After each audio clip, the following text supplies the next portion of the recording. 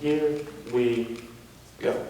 All right, so 28 years ago, I was born in a beautiful city called Caracas, Venezuela, in a neighborhood called Los Naranjos, translated literally to the oranges. Here's where I would spend the majority of my childhood until I would eventually come to Phoenix, Arizona, where I would start my schooling. I would come to school in the United States, and then during every break, Christmas, summer, etc., I'd go back to Venezuela and spend any sort of major holidays over there with my family. It was always very important for my families to make sure that I always had a bicultural upbringing, both learning about my roots and about my new home here in the United States. Regrettably, things have not been going so great as of recently. Up until a few months ago, Venezuela honestly was a country under so many people's radars, and people knew so little about. I don't think any of you have noticed that that's not Venezuela. However, as more international news has been being picked up by people such as Trevor Noah, John Oliver, even YouTube newscaster Philip DeFranco, more and more information has been making it to the mainstream media, and it's important to know what's been going on. That's what I'd like to talk to you about today. By the way, that's still not Venezuela. There it is. There it is. So, I want to start us off with a few numbers. First number is our current inflation rate. As of right now, the inflation in Venezuela is at over 1,000,000%. Now, that sounds like something I just made up, but that is a real statistic. Venezuela currently holds the Guinness World Record for most inflation accumulated by any single country at any point in history. Just to give you an idea, $1 US will get you 248,848 bolivares for a single dollar. And guess what? That doesn't get you too much there anyway. Still a sad but kind of uplifting number. The current murder rate in Venezuela is at 84.8 people per every 100,000. Now, that sounds like a lot, but it's actually gone down from a few years ago from 89.9 people to every 100,000. Again, those are just murders. That doesn't include accidents, disappearances, or other such events. Now, to put a little stain on that silver streak, that number has gone down not for the reasons you think. It turns out it's just because there have been less people to murder.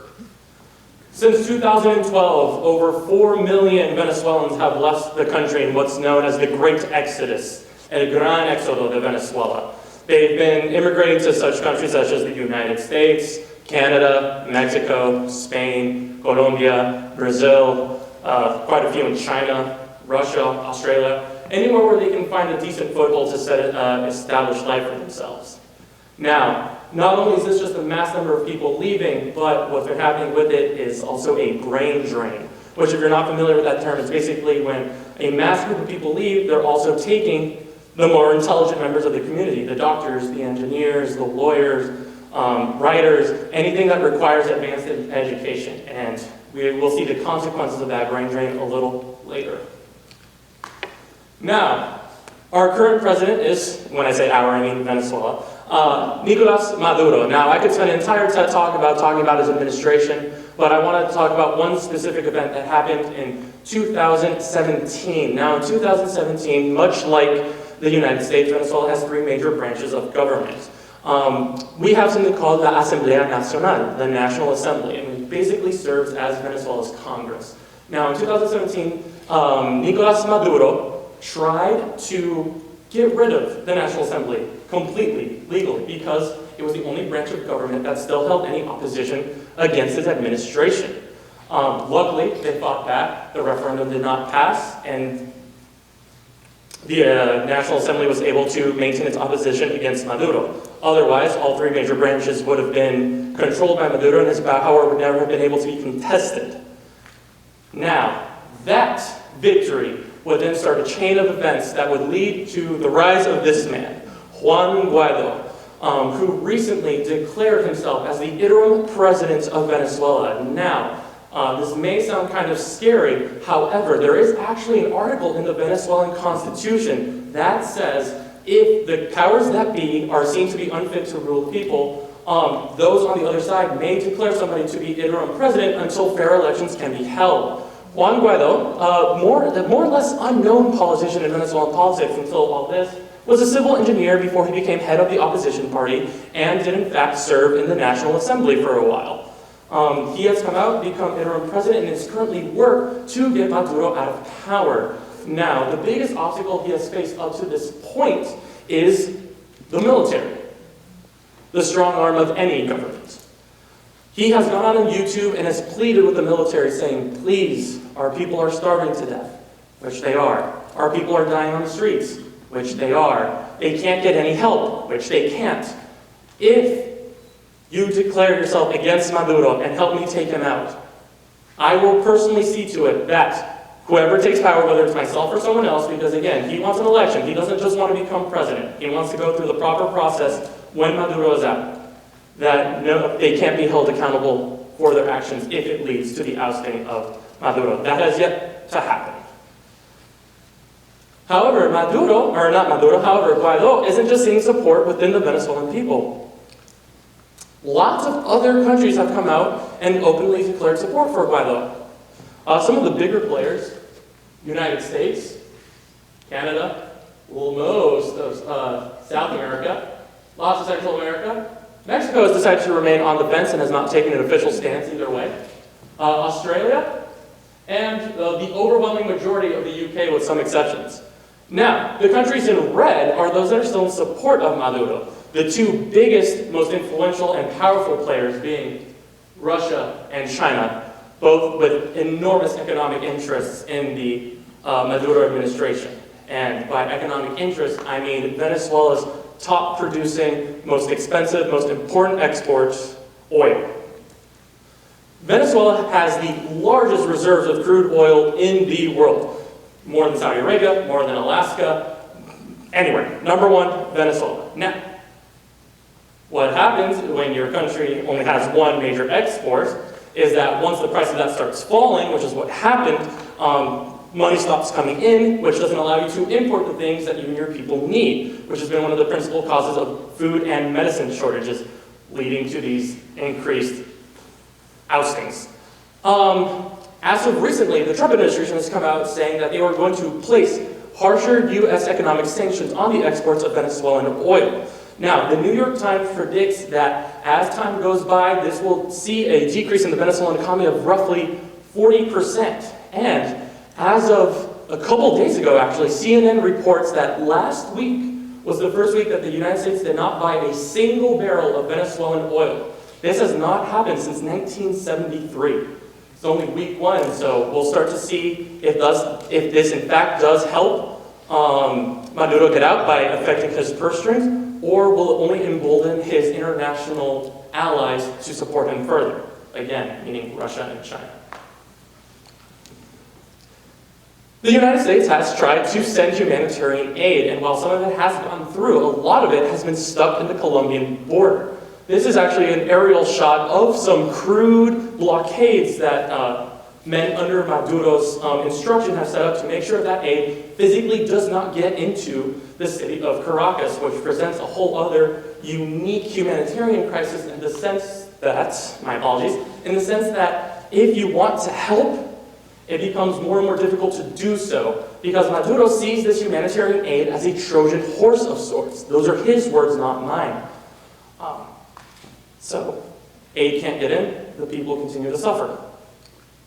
Now, this black square represents something that happened just a couple weeks ago, this month. One of the major electrical substations in Venezuela caught on fire due to mismanagement, and most of the engineers working there have left. And Venezuela, the majority of the country, was without power for 4 straight days.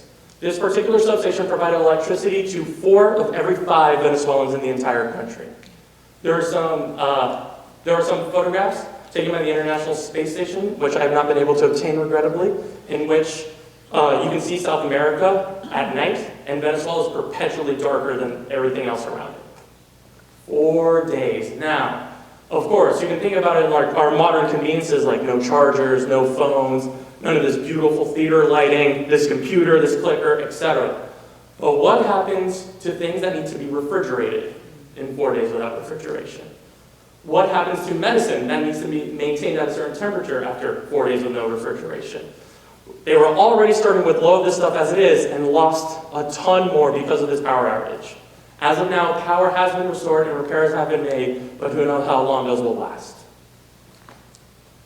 Here are just some more pictures taken of the people during blackout. Here's a sign, no hay luz. Literally, there is no light. Power's out.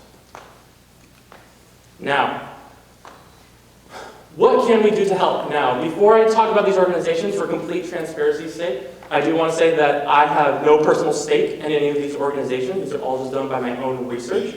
This first one, called Salto, literally leap or jump, is actually run by a TED fellow. And basically what they do is that donations provided to the organization go towards legal fees and admission fees and paperwork and whatnot for Venezuelan families to actually immigrate away from Venezuela and into another country.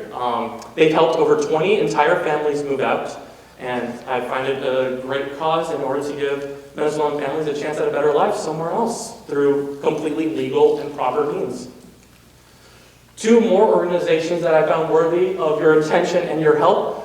Proyecto Mayu. Now, Proyecto Mayu was founded by the medical students in the Central University of Simón Bolívar, which is Caracas, Venezuela's major university. These are actually medical students whose classes have been interrupted because of the power outages, professors not showing up, professors not being there anymore, have actually spent their time helping and providing medical attention to those who need it at little to no cost.